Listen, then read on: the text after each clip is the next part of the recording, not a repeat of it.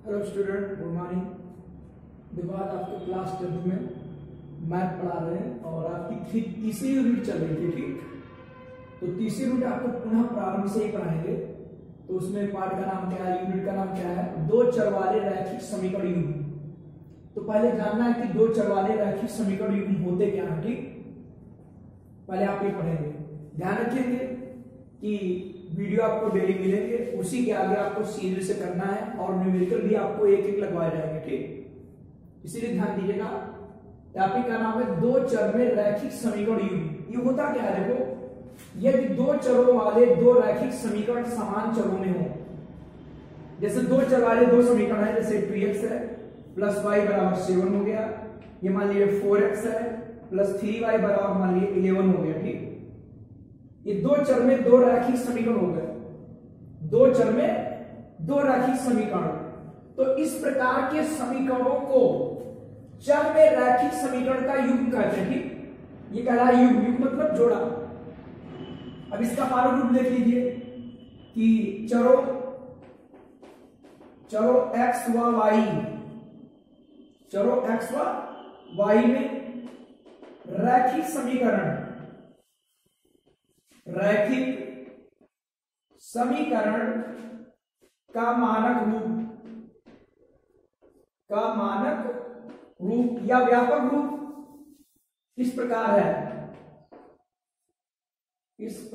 है कि a1x plus b1y plus c1 बराबर 0। अगला आएगा a2x plus b2y plus c2 बराबर 0। ये मानक रूप है। जहां आपका क्या है, जहां पर आपका a1, a2, b1, b2, c1 व c2 रियल नंबर है, वास्तविक संख्या है। ठीक, वास्तविक संख्याएं हैं। वास्तविक संख्या आपने पढ़ी होगी कि परिमेय और अपरिमेय संख्याओं के संग्रह को बोलते हैं रियल नंबर। वास्तविक संख्याएं, यहां पर रियल नंबर होने चाहिए।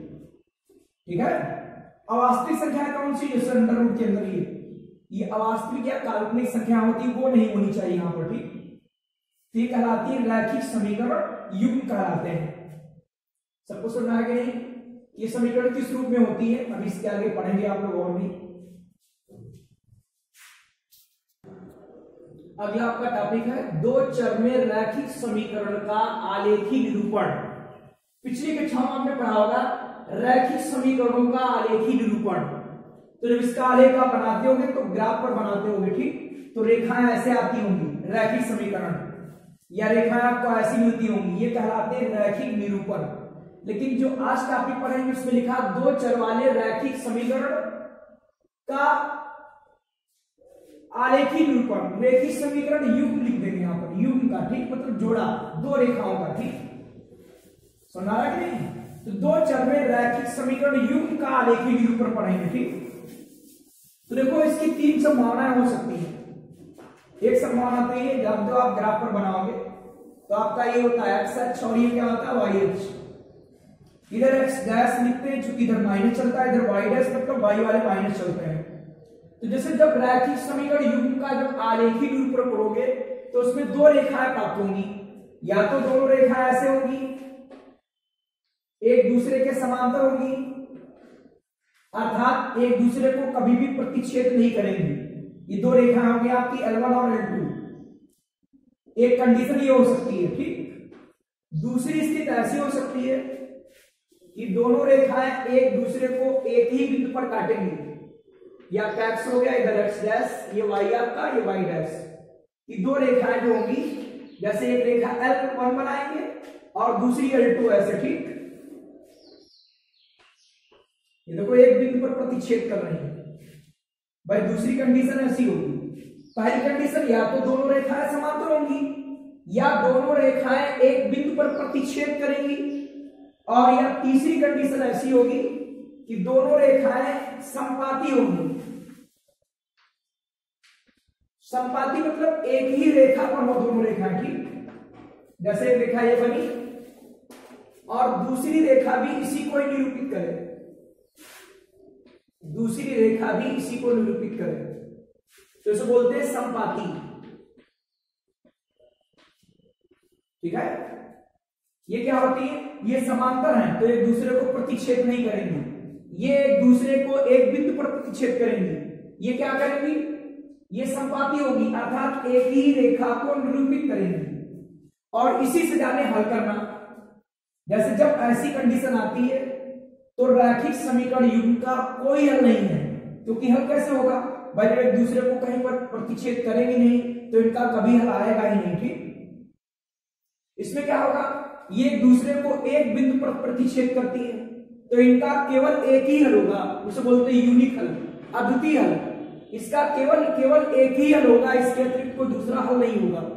जब दो समीकरणों का हल पढ़ेंगे वहां पर काम आएगा। और इसका मतलब क्या होता है कि जब दोनों रेखाएं एक दूसरे पर लेटी हो अर्थात संपाती हो, एक ही रेखा को निरूपित करें, तो ऐसी स्थिति में इन दोनों जो समीकरण युग्म माना है इसके अनेक हल होंगे।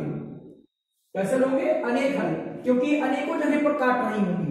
ये केवल एक ही जगह पर काट रही तो इसका एक हल, ये अनेकों जगह पर काट रही तो इसके अनेक हल हो गए। और ये कहीं काटेंगे नहीं एक दूसरे को अर्थात प्रतिच्छेद करेंगे नहीं तो इनका कोई हल नहीं होगा। ठीक, देखिए प्रश्नावली 3.1 एनसीईआरटी बुक का है। पहला क्वेश्चन है कि आफ्ताब अपनी पुत्री से कहता है 7 वर्ष पूर्व मैं तुमसे 7 गुनी आयु का था, अब से 3 वर्ष बाद में तुमसे केवल 3 गुनी आयु का रह जाऊंगा। क्या यह मनोरंजक है?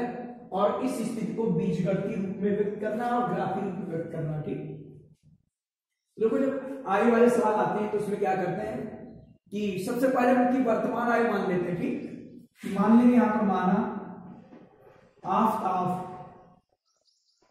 आफ्ताब की वर्तमान आयु,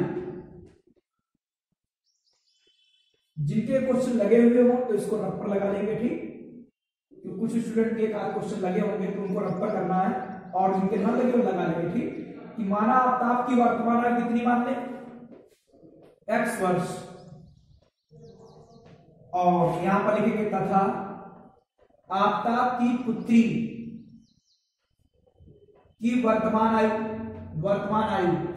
y वर्ष मान लिया। ठीक, अब प्रथम कंडीशन में कहता है 7 वर्ष पूर्व। देख ले कि 7 वर्ष पूर्व मतलब पहले, 7 वर्ष पूर्व आफ्ताब की आयु, 7 वर्ष पूर्व आफ्ताब की आयु क्या होगी, x माइनस 7 वर्ष, और लिखेंगे 7 वर्ष पूर्व आफ्ताब की पुत्री,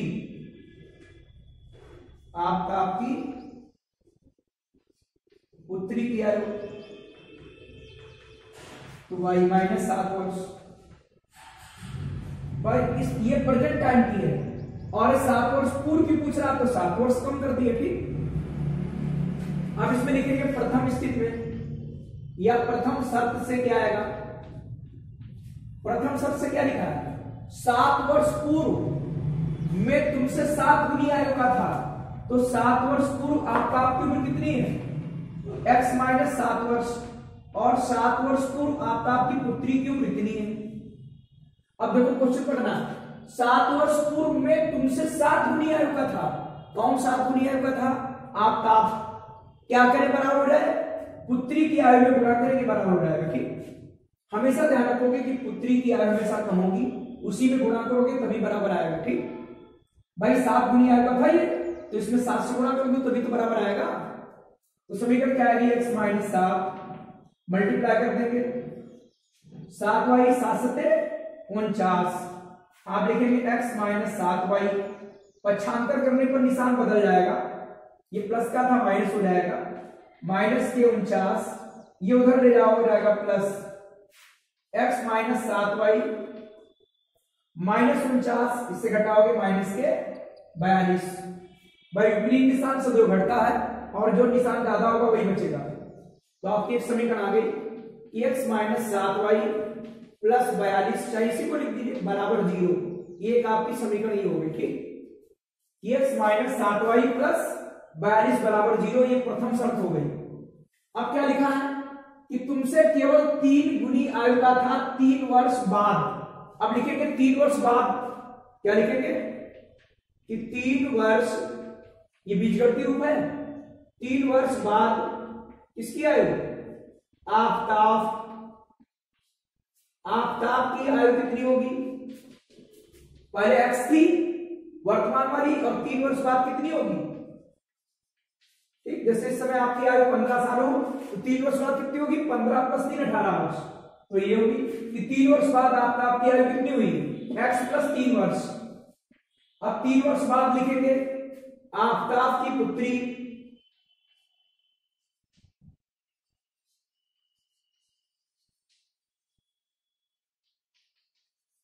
y + 3 वर्ष। यहां लिखेंगे द्वितीय शर्त से x + 3 बराबर आएगा y + 3। ये कितनी गुनी आयु का था, 3 गुनी आयु का, क्या करे बराबर हो जाए, 3 से इधर गुणा करो तो बराबर हो जाएगा, ठीक। भाई आप तो आपकी उम्र हमेशा ज्यादा रहेगी, क्या करे बराबर हो जाए, पुत्री की आयु में 3 से गुणा, तो x + 3 3y और 3 दिया 9। आप इसको हल कर लेंगे, दूसरे समीकरण बन जाएगी x इधर लाओगे पक्षांतर करोगे, निशान चेंज, या 9 - 3 x - 3y बराबर 6। आप इसको लिख सकते हो x - 3y बराबर -6 बराबर 0। ये जो है आगे आपके कौन समीकरण, ये बीजगणितीय रूप आ गया, ठीक। कौन सा रूप, एक आपकी ये समीकरण, एक दूसरी समीकरण, ये बन गए रैखिक समीकरण युग्म। क्या बन गए, रैखिक समीकरण युग्म बन गया, ठीक। बात सबको सुनाई, फिर से एक बार देख लो कि माना आपकी वर्तमान आयु कितनी, x वर्ष और पुत्री की y वर्ष, तो 7 वर्ष पूर्व मतलब पहले x - 7 y - 7, ये 7 गुनी आयु का था, क्या करे बराबर हो जाए, 7 से इसमें गुणा करो बराबर हो जाएगा, समीकरण 1 बन गई, ठीक है। ये एक स्थिति बन गई। सेकंड नंबर 3 वर्ष बाद, 3 वर्ष बाद है तो 3 वर्ष जोड़ देंगे, ये 3 गुनी आयु का है आपका, तो 3 से इसमें गुणा करेंगे बराबर, आप इसको गुणा कर दोगे, पक्षांतर करने पर आपकी समीकरण बन जाएगी, ये आपकी सेकंड समीकरण हो गई। ये इसका हो गया कौन सा रूप, बीजगणितीय रूप। आप ग्राफी रूप बताएंगे इसका, देखिए आपकी 2 समीकरण आई। अब इनको हम क्या करते हैं, इनका ग्राफी रूप बनाते हैं। यहां लिखेंगे समीकरण 1 से, ठीक, समीकरण 1 से बताओ क्या आएगा, x - 7y + 42 बराबर 0। आप लिखेंगे x बराबर, ये उधर ले जाइए, हो जाएगा 7y प्लस का और ये माइनस के 42, क्योंकि पक्षांतर करेंगे, x का मान या तो y के पद में निकाल लो या y का मान x के पद में, तभी इसका ग्राफी रूप बना पाओगे।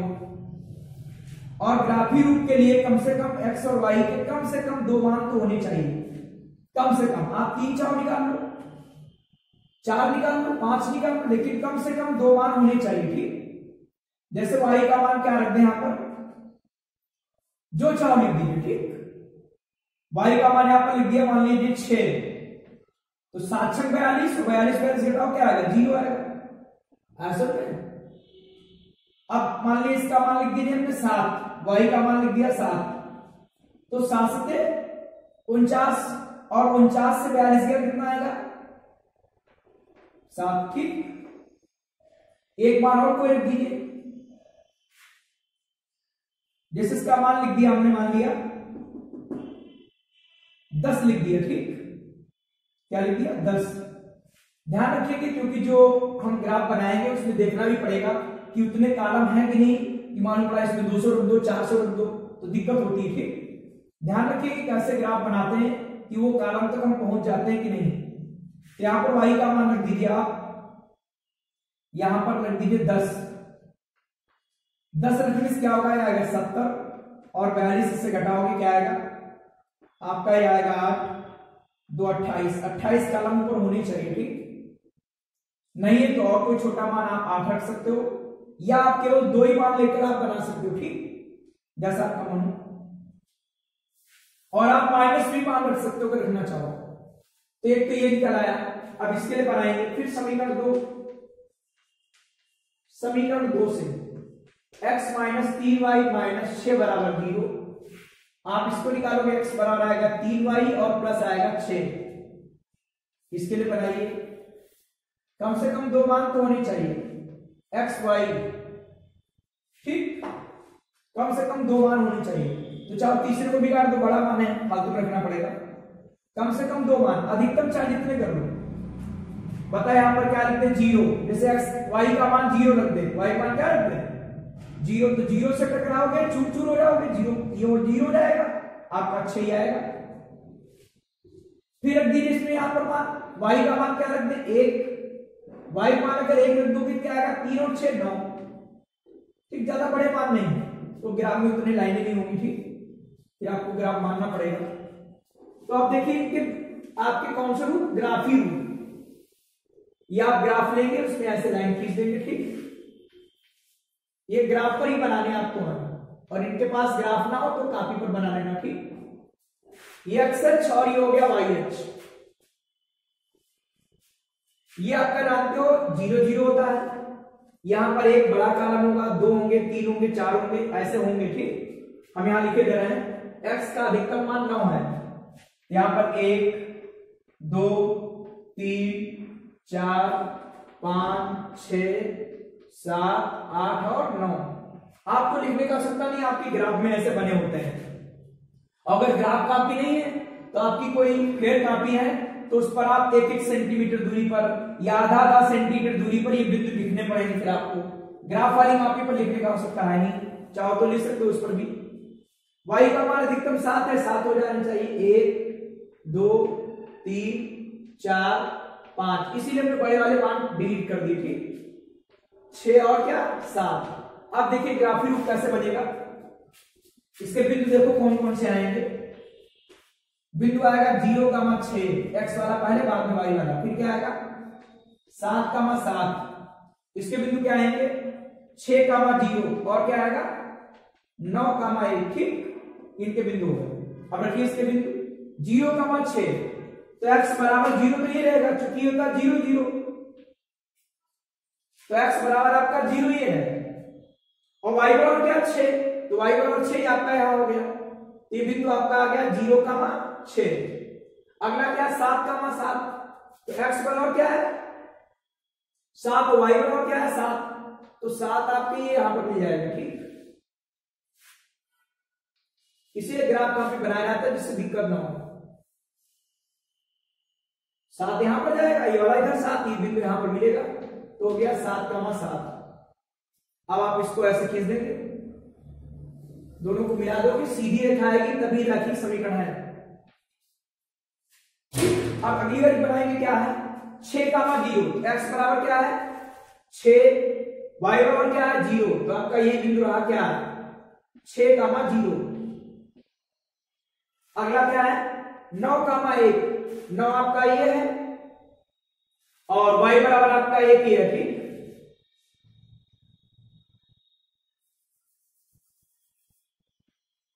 एक आपका बिंदु ये हो गया 6, 0, अगला बिंदु ये वाला हो गया। भाई x बराबर 9 है तो x बराबर 9 जाओगे, और y बराबर 1 आपको ये मिलेंगे यहां पर, ठीक। तो ये हो गया क्या 9, 1, और आप इसको ऐसे मिलाएंगे, ठीक, समझो भैया। इनको आप जब उधर आगे मिलाओगे तो मिल भी सकती रेखाएं ऐसे, तो जब आप ग्राफ पर बनाओगे तभी क्लियर होगा। इसीलिए ग्राफ जरूरी होता है कि ग्राफ पर निरूपित करना, ग्राफ पर ही बनाओ। तो ये रेखा किसके लिए आई, ये आपकी आ गई x माइनस 7y प्लस 42 बराबर 0 के लिए समीकरण हो गई, ठीक।